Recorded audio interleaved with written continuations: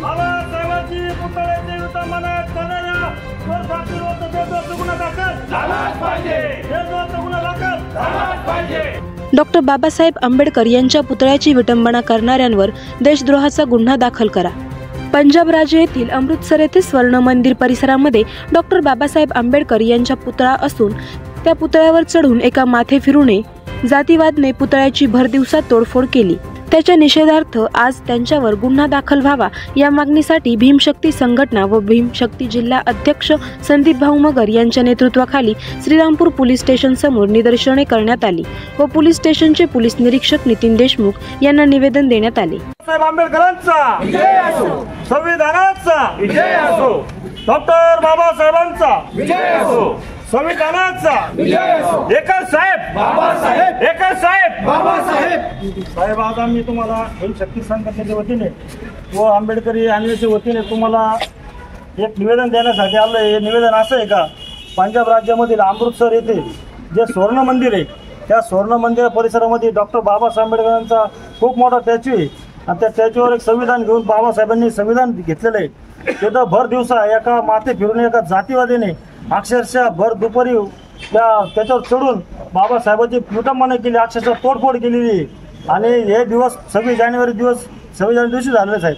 कारण अख्ख्या भारतामध्ये प्रजासत्ताक दिन हा मोठा उत्सव साजरा केला होता आणि ज्या डॉक्टर बाबासाहेब आंबेडकर या देशाला संविधान दिलं त्यांच्यामुळे प्रजासत्ताक दिन साजरा करण्यात आला. अशी जातीवादी लोकांनी तिथं जाऊन ज्या मानवाची अक्षरशः तोडफोड केली साहेब. अक्षरशः पंजाब बंद आहे, ते अमृतसर बंद आहे, म्हणजे पूर्ण महाराष्ट्र म्हणा पूर्ण देश या गोष्टीला हलवलेला आहे साहेब.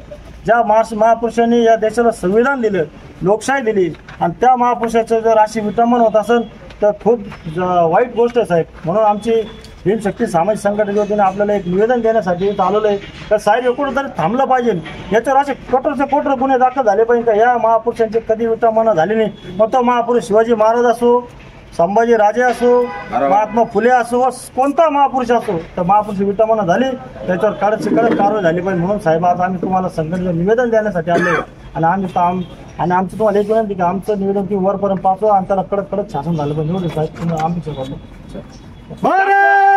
डॉक्टर बाबासाहेब आंबेडकरांचा. अमृतसर मध्ये जी घटना घडली ती एका नराधमाने डॉक्टर बाबासाहेब आंबेडकरांच्या पुतळ्याची तोडफोड केली, संविधान जाळलं. आता भाऊंनी असं सांगितलंय की त्यांच्यावर कारवाई करा, पण केवळ कारवाई करा. या सरकारला जाग कधी येणार आहे? दरवेळेस संविधान जाळता, दरवेळेस पुतळे फोडता. अरे हे दिशाभूल का करता? सरकारला जाग कधी येणार आहे? का हे मुद्दाम घडवत आहे? त्या नराधमाच्या मागे कोण आहे? आम्हाला तर असं वाटतंय की आमच्या मागासवर्गीयांची तुम्ही दिशाभूल करत आहे. आम्हाला ते पुतळे फोडून, ते संविधान जाळून आम्हाला तुम्ही गुमराव करताय, आमचं लक्ष तिकडे केंद्रित करताय आणि इकडे देशाचं वाटोळं करताय. अहो पण आता आम्ही शांत बसणार नाही.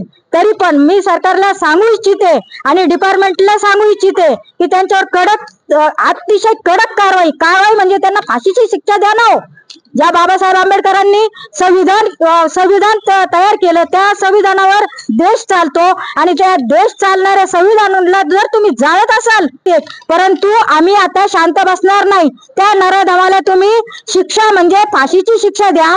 यावेळी किरण खंडागळे, अनिल ससाणे, अंबादास निकाळजे, कामरान शेख, सचिन राठोड, शोभाताई पातोरे, अनिल माघाडे, अरुण खंडीजोड, सोमनाथ पटाईत, रोहिणी बनसोडे, शीतल गोरे, विजया बारसे, दर्शन बारसे, विश्वास भोसले, सनी बारसे, राजूभाऊ आवारे, संतोष केदारी, आमीन पिंजारे, सुनील भाऊ शिंदे आदी उपस्थित होते.